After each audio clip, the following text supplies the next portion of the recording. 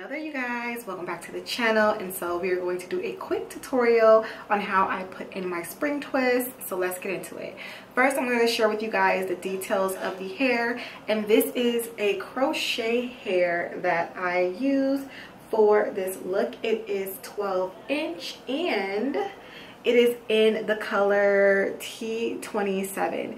Now I did get this off of Amazon. I believe it was like an 8-pack for about $20 something, but of course I will leave a link down below for you guys to go and check it out. Prior to starting this, I did soak my hair in vinegar. I have a whole tutorial on cleansing your braiding hair before putting it into your head, because a lot of times when you're using braiding hair, they have chemicals on them, and what happens is that it'll make your scalp irritated. And I've seen a major difference in itchiness, scalp irritation from just soaking my hair in vinegar and then rinsing it, letting it dry, and then braiding my hair. So that is the hair that I use, and this is what the packaging looks like. Okay, I forgot how many packs I've used. I don't remember at all, honestly, but I still have 2 bundles of hair left behind, so a lot of hair was not really needed. Let's go ahead and let's get into the tutorial. I have a little section of hair that fell out, or a little braid that came out right here in the front, so I was like, perfect,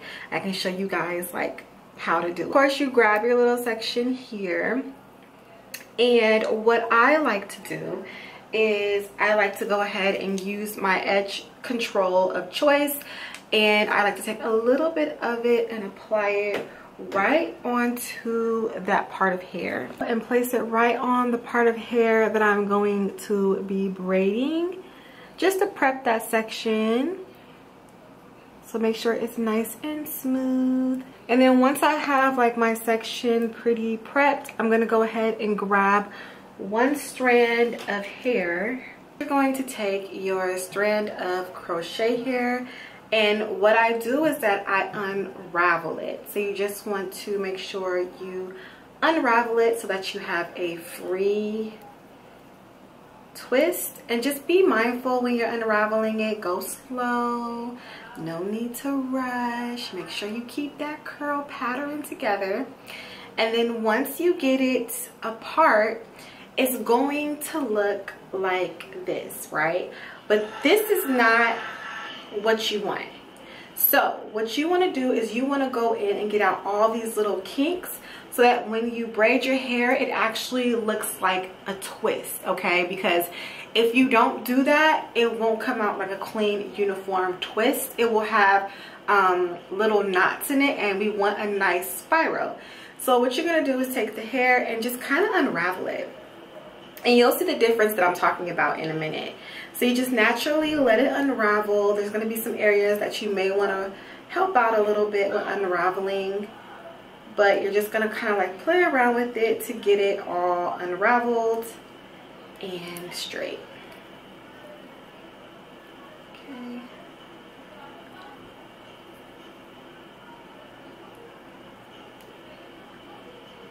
All right. And you see how this part right here still has a kink in there, so we're gonna unravel that still. And you may have to just play with it for a little bit to get it a little unraveled. All right, so now if you look at the hair, you will see that it is completely all uniformed when it comes to how the twists look. There's no knots or anything, and you're ready to put it into the hair. This hair slips out easily, so I take a little bit of edge control and I do place it on the top part of the hair before I begin to braid. So you just want to make sure you put a little bit of something there, some kind of styling agent, and then I twist the hair a little bit too at the top, just like that. You're going to grab your piece of hair that you are going to braid, and you are going to just braid it. Now, I suggest braiding this hair down quite a bit, because this hair slips out so easily. So you want to make sure you braid this down about, I mean, probably to where you can barely grab like the bottom of your hair. So you see, like, we're kind of coming to the end of my hair here, and you really want to make sure it's a tight braid. Then when you get to that part where you barely have any hair, you're going to start to twist it. Now with this hair, You don't need to put any tension on this. Don't pull on it. Don't do anything. You just gonna grab it and just lightly twist it. Let it fall into itself. Make sure you guys can see. Let that hair fall into itself. There's no need to put tension on it or anything, right? You're gonna let it fall into itself. If you put too much tension on this hair, it will stretch it out and you won't get that natural bounce that it already has. So there's no need for tension. There's no need for extra twisting. There's no need for any of that. All you do is braid it all the way down like I'm doing, all the way, and just let that natural curl within itself. Once you get to your end, what I do, take my finger and I twist it up and I let that curl pattern do what it do. So when you release it, what do you have? A nice curl. You want your hair to have that pattern still. You don't want there to be any like stretching or bulking, and you'll know, because if you don't see it look like how it looks in the package, like if it's not that nice bouncy curl like this, you'll know either the hair is not like unraveled and smooth before you put it in, or you put too much tension, or you did something. But the key with this hair, less is better. So once you got it anchored and you got it going, and there may be little knots in the hair like this, which doesn't bother me, as long as it's pretty uniform, we're good to go. So after I'm done with my complete head, I take some mousse, because this hair, y'all, this hair, if you do not apply mousse to it at least every other day or something, it will tangle and it just won't look good. So take a little bit of mousse, it doesn't matter which one you use, and then what I do is I just rake it through my hair.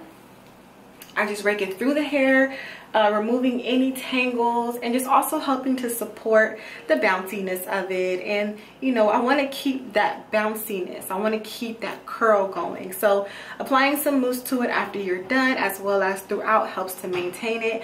But that is how I apply my spring twist. It is a very easy protective style. My only thing is that these bad boys will slip out on you very easily, so you want to braid it down as much as you can when it's tight, but they still slip out. So sometimes I'll walk around my house and I find a twist on the floor, which is like, that better not happen in public. But all in all, you guys, this is what they look like.